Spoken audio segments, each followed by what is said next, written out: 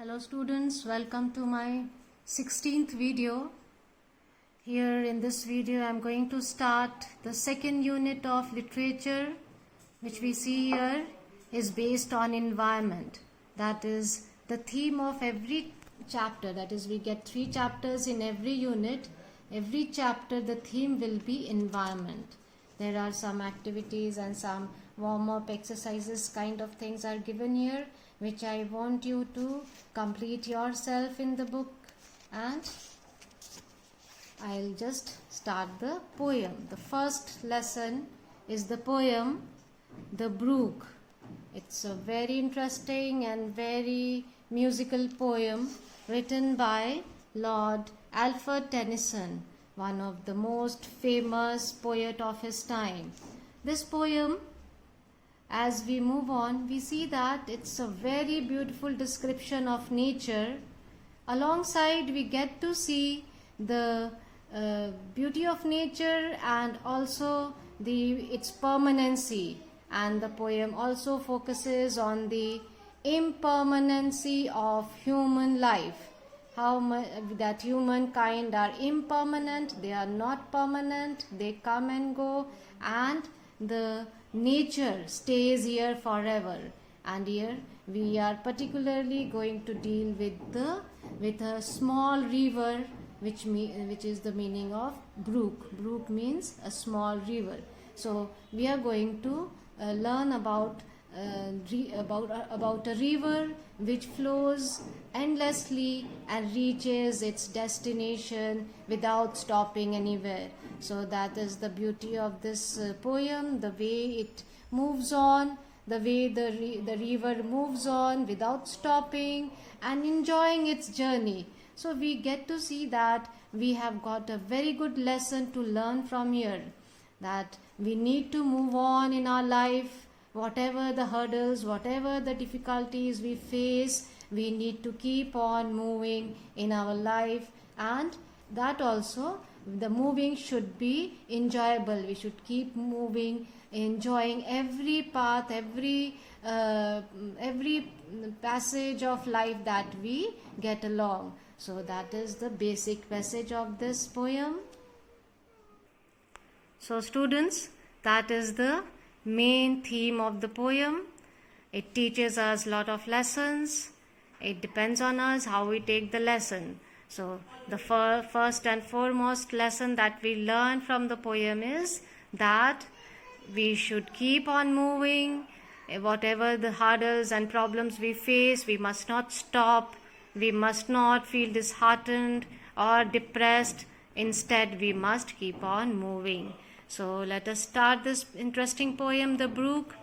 We see that before starting, let me tell you, there are 13 stanzas of this poem, and as we move on, we find it very much musical and very much descriptive in its descriptive.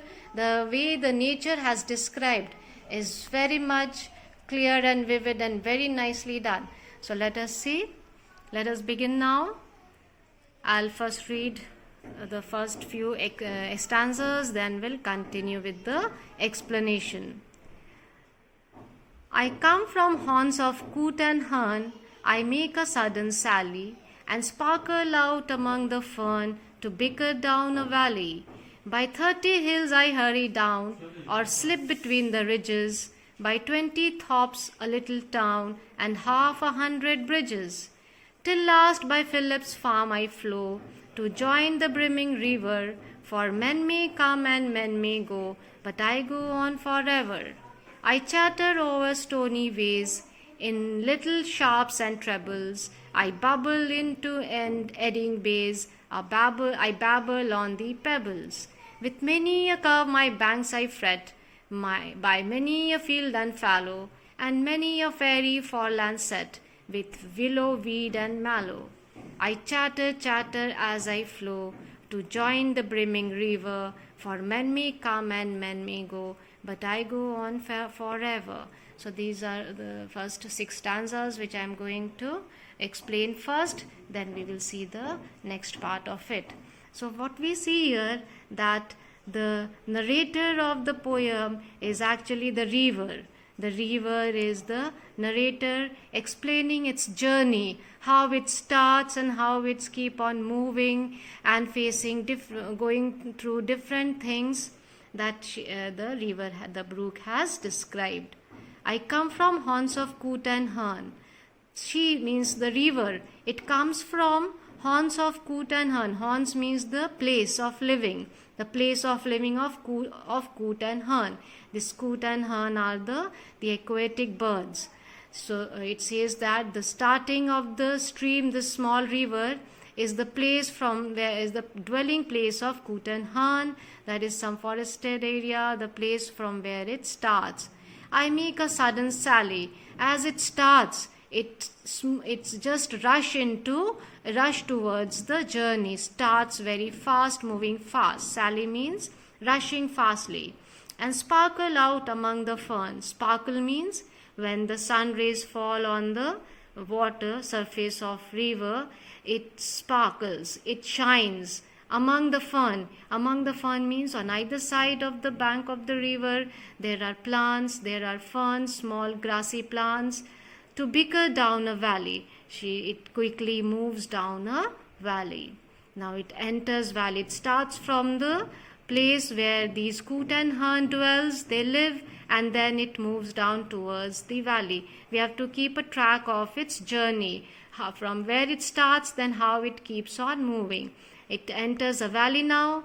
By 30 hills I hurry down. In the valley it encounters 30 hills. Encounters means it goes through 30 hills. The river continues its journey, crossing from 30 hills, hurry down or slip between the ridges. Ridges are the passage between the hills. Between the two slopes, the inner line is the ridge. It slips between the ridges. By 20 thops, a little town. It crosses 30 hills, then 20 villages. Thops are the villages. On the either side of the river, there are villages, settlements of people. So it crosses 20 villages, a small town, a little town, and 100 bridges. 100 means around 50 bridges it crosses. Till last by Philip's farm I flow. Till last, then it enters the farm of Philip. Philip is a man. It is the river, the brook is mentioning the name of a person whose farm it crosses. I flow to join the brimming river. Now where is it moving? It is moving to join the bigger river. The brimming river. Brimming means the overflowing, the larger river. For men may come and men may go, but I go on forever. Here this line is mentioned, which shows that it is comparing its life with the life of men. Men means the human being, the humankind. They come and go means they take birth and then they die. They have a fixed they have a fixed lifespan here. They spend that and then they go. But the river keeps on going. It has no end. It is permanent there, but I go on forever.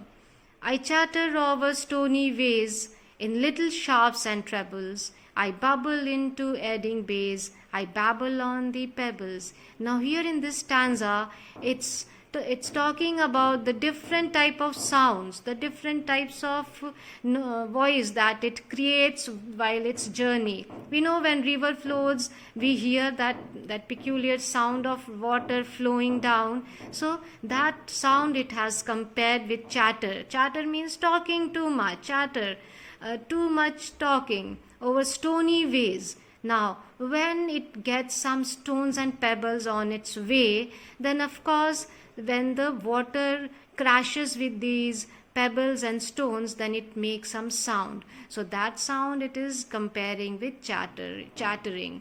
In little sharps and trebles. Sharps are the shrill voice, the sharp voices. These are all the different types of sounds it's creating while it encounters any pebble, any stone on its way. I bubble into eddying bays. Bubble means it makes bubbles into eddying bays. Eddying is made from the word eddy. Eddy means when the current flows on the opposite direction of the movement of water. So this area, when it reaches base, we know is that part of the water body which is surrounded, three sides are surrounded by land. So when it comes to such place where there is a bay, then it bubbles and babble on the pebbles. Babble is another kind of sound which is created when any person speaks utterly anything which is of no meaning, like babbling anything uselessly, speaking words which have no meaning. So it just makes sounds. So different words it has used here to describe the sounds that it creates through its journey. Now next stanza, there is some emotions, some other feelings are described here. So let us see. With many a curve my banks I fret, by many a field and fallow, and many a fairy foreland set, with willow, weed and mallow. So we see that till now it was enjoying its journey, going through different places, passing through different places, Philip's farm and so many of villages and towns. But when it reaches the curves, means the different zigzag passage of the river, that time it feels angry. Means it has to take the curves to reach the destination. These curves make the river angry. Fret means angry. With many a curve my banks I fret. The curves that are there on the banks, the different zigzag passages of the river, it feels very angry. By many a field and fallow, and many a fairy foreland set, with willow, weed and mallow. And again it also has its journey passing through fields and fallow lands. Fallow means the uncultivated land. And many a fairy foreland. Many of the fairy foreland means the fairy lands are also there. What does it mean, fairy land? It means here there are such beautiful areas on the banks of the river, having beautiful flowers, small riverside flowers, decorating the place, making it beautiful.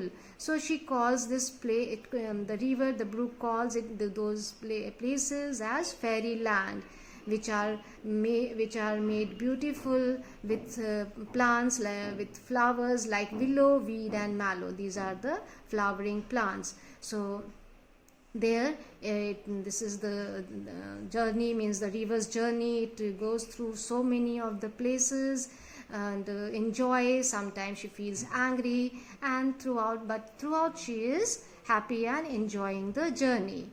Next stanza.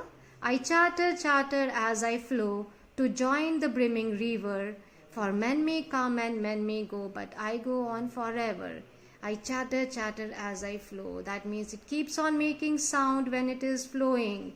It's not taking the journey to be boring or tedious, but it's enjoying its journey to reach the brimming river, the larger river where it's moving to join. For men may come and men may go, but I go on forever. That is the repetition of the same line. So here we see that the river has a lot many places which adds on to the journey, and we are stopping here in this video till the 6th stanza. Next I will be completing the poem in my next video. So I want you to read this poem twice, thrice, and see the rhyming words, and also mark the difficult words that you may discuss in the online classes with me. So with me or with the other teachers. So take care till then, and God bless you all.